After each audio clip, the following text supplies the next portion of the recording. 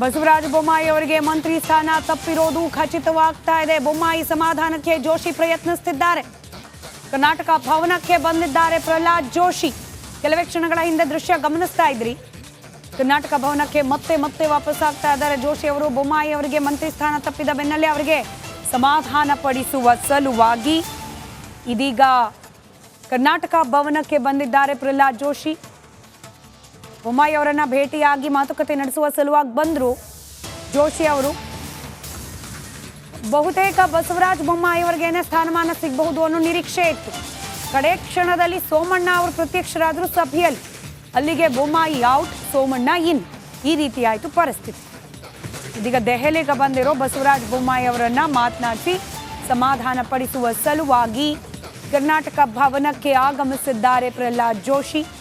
ದೃಶ್ಯವನ್ನ ಗಮನಿಸ್ತಾ ಇದ್ದೀರಿ. ಭೇಟಿ ಸದ್ಯಕ್ಕೆ ಸಾಧ್ಯವಾಗಿಲ್ಲ. ಇನ್ನೂ ಕೂಡ ಬೊಮ್ಮಾಯಿ ಅವರನ್ನ ಭೇಟಿಯಾಗಿ ಅವರಿಗೊಂದಷ್ಟು ಸಮಾಧಾನದ ಮಾತುಗಳನ್ನು ಆಡಿ ಮುಂದಿನ ದಿನಗಳಲ್ಲಿ ಸೂಕ್ತ ಸ್ಥಾನಮಾನದ ಭರವಸೆಯನ್ನ ಕೂಡ ಪ್ರಹ್ಲಾದ್ ಜೋಶಿ ಅವರು ಬೊಮ್ಮಾಯಿ ಅವರಿಗೆ ನೀಡುವ ನಿರೀಕ್ಷೆ ಇದೆ.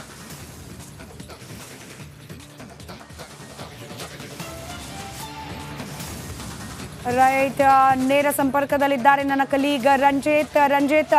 ಬಸವರಾಜ ಬೊಮ್ಮಾಯಿ ಅವರ ಹೆಸರೇ ನಿನ್ನೆಯಿಂದಲೂ ಕೇಳೋಕೆ ಸಿಗ್ತಾ ಇತ್ತು. ಇವತ್ತು ಬಹುತೇಕ ಬೆಳಗ್ಗೆ 11:30-12 ಗಂಟೆ ತನಕ.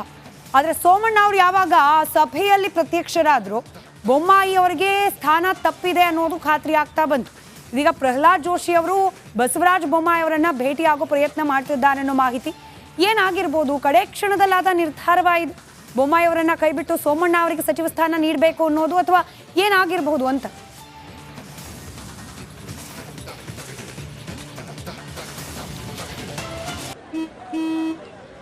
ನಡಿ, ಈಗ ಶುರು ಮಾಡೋಣ.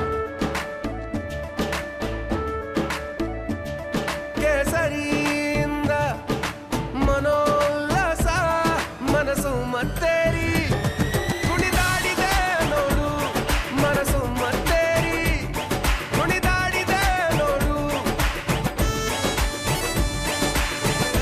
ಕ್ಷಣ ಕ್ಷಣವೂ ಆಚರಿಸಿ ಕೇಸರಿ ಹಬ್ಬ.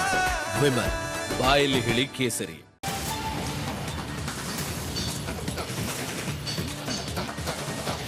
ನೋಡಿ ಸ್ಮಿತಾ, ಇಲ್ಲಿ ಕ್ಯಾಬಿನೆಟ್ ದರ್ಜೆಯ ಸಚಿವ ಸ್ಥಾನವನ್ನ ಕುಮಾರಸ್ವಾಮಿ ಅವರಿಗೆ ಕೊಟ್ಟರೆ ನಿರ್ಮಲಾ ಸೀತಾರಾಮನ್ ಅವರು ಕೂಡ ರಾಜ್ಯಸಭೆಯಿಂದ ಆಯ್ಕೆಯಾಗಿ ಅವರನ್ನು ಕೂಡ ಮಂತ್ರಿ ಮಾಡೋದು. ಹೀಗಿರುವಾಗ ಬೊಮ್ಮಾಯಿ ಅವರು ಮಾಜಿ ಮುಖ್ಯಮಂತ್ರಿ ಆಗಿರೋರಿಗೆ MOS ಏನಾದರೂ ಕೊಟ್ಟರೆ ಅವರ ಗೌರವಕ್ಕೆ ಏನೋ ಧಕ್ಕೆ ಆಗುತ್ತೆ ಅನ್ನೋ ಕಾರಣಕ್ಕೋಸ್ಕರ, ಅಥವಾ ಅಗೌರವ ತೋರಿಸಿದಂಗೆ ಆಗುತ್ತೆ ಅನ್ನೋ ಕಾರಣಕ್ಕೋಸ್ಕರ ಬಹುಶಃ ಬಿಜೆಪಿ ಹೈಕಮಾಂಡ್ ಅಥವಾ ಬಿಜೆಪಿ ನಾಯಕರು ಈ ತೀರ್ಮಾನಕ್ಕೆ ಬಂದಿರಬಹುದು. ಬಸವರಾಜ ಬೊಮ್ಮಾಯಿ ಅವರನ್ನ ಪಕ್ಷ ಸಂಘಟನೆಯಲ್ಲಿ ಅಥವಾ ಬೇರೆ ರೀತಿ ಜವಾಬ್ದಾರಿಯನ್ನು ಕೊಟ್ಟು ಕ್ಯಾಬಿನೆಟ್ನಲ್ಲಿ ಅವರಿಗೆ ಸ್ಥಾನ ಸಿಗದೇ ಇರಬಹುದು. ಆ ಕಾರಣದಿಂದ ಪ್ರಹ್ಲಾದ್ ಜೋಶಿ ಅವರು ಬಂದರು, ಬೊಮ್ಮಾಯಿ ಅವ್ರನ್ನ ಭೇಟಿಯಾಗಿ ಅವ್ರನ್ನ ಸಮಾಧಾನ ಪಡಿಸಿದ್ರು. ಸಮಾಧಾನ ಅಂತ ಹೇಳಿದರೆ ಒಂದು ರೀತಿಯಲ್ಲಿ ಅವ್ರನ್ನ ಮಾತಾಡಿಸಿ ಹಾಗೆ ವಾಪಸ್ ಹೋದರು. ಸದ್ಯ ಈ ಲೆಕ್ಕಾಚಾರದೊಂದಿಗೆ ಬಹುಶಃ ಹಿಂಗಾಗಿರ್ಬೋದಾ ಅನ್ನೋದು ಈಗ ಚರ್ಚೆ. ಸದ್ಯಕ್ಕಂತೂ ಬಸವರಾಜ ಬೊಮ್ಮಾಯಿ ಅವರ ಲಿಂಗಾಯತ ಕಮ್ಯುನಿಟಿಯಿಂದ ಸೋಮಣ್ಣ ಅವರಿಗೆ ಟಿಕೆಟನ್ನು ಕೊಡಲಾಗಿದೆ. ಆ ಮೂಲಕ BJP ಇಲ್ಲಿ ಬಹಳ ಸ್ಟ್ರಾಟಜಿಕ್ ಆಗಿ ತಾನು ನಡೆದುಕೊಂಡಂಗೆ ಕಂಡು ಬರ್ತಾ ಇದೆ. ಒಂದು ವೇಳೆ ಬಸವರಾಜ ಬೊಮ್ಮಾಯಿ ಅವ್ರನ್ನ MOS ಏನಾದರೂ ಮಾಡಿದ್ದೇ ಹೌದಾದಿದ್ರೆ ಬಹುಶಃ ಅವ್ರನ್ನ ಒಂದು ರೀತಿಯಲ್ಲಿ ಮುಖ್ಯಮಂತ್ರಿ ಆದಂಥವ್ರು, ಅಂಥ ಸ್ಥಾನವನ್ನು ನಿಭಾಯಿಸಿದವರನ್ನ ರಾಜ್ಯ ಖಾತೆ ಸಚಿವರನ್ನಾಗಿ ಮಾಡಿದರೆ ಅದೇನು ಗೌರವ ಅನ್ನೋ ರೀತಿಯಲ್ಲಿ ಈ ರೀತಿ ಮಾಡಿರ್ಬೋದು. ಆದರೆ BJP ಸೋಮಣ್ಣನವರಿಗೆ ನೀಡಿರುವಂಥ ಒಂದು ಖಾತೆ ಇದೆಯಲ್ಲ, ಅಥವಾ ಅವರನ್ನ ಸಚಿವರನ್ನಾಗಿ ಮಾಡಿದೆಯಲ್ಲ, ಇದು ಒಂದು ಬಹಳ ದೊಡ್ಡ ಸಂದೇಶವನ್ನು ರವಾನಿಸ್ತಾ ಇದೆ.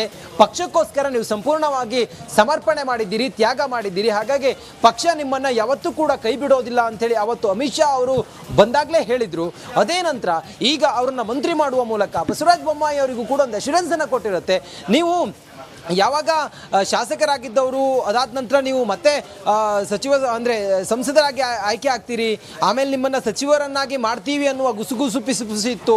ಇದ್ರ ನಡುವೆ ಸೋಮಣ್ಣ ಅವರಿಗೆ ನಾವು ಆ ಖಾತೆಯನ್ನು ಕೊಟ್ವಿ ಅಥವಾ ಅವ್ರನ್ನ ಮಂತ್ರಿ ಮಾಡಿದ್ವಿ, ನಿಮ್ಗೇನಾದರೂ ಬೇರೆ ರೀತಿಯಾಗಿ ನಿಮಗೆ ನಾವು ಅಧಿಕಾರವನ್ನು ಕೊಡ್ತೀವಿ ಅಥವಾ ನಿಮ್ಗೇನಾದರೂ ಬೇರೆ ರೀತಿ ಪವರ್ ಕೊಡ್ತೀವಿ ಅನ್ನೋ ರೀತಿಯಲ್ಲಿ ಏನಾದರೂ ಮಾತುಕತೆಗಳನ್ನು ಆಡಿರ್ಬೋದು. ಸದ್ಯಕ್ಕಂತೂ ಪ್ರಹ್ಲಾದ್ ಜೋಶಿ ಅವರು ಬಂದು ಬಸವರಾಜ ಬೊಮ್ಮಾಯಿ ಅವರನ್ನ ಭೇಟಿಯಾಗಿ ಹಾಗೆ ಹೋಗಿದ್ದಾರೆ.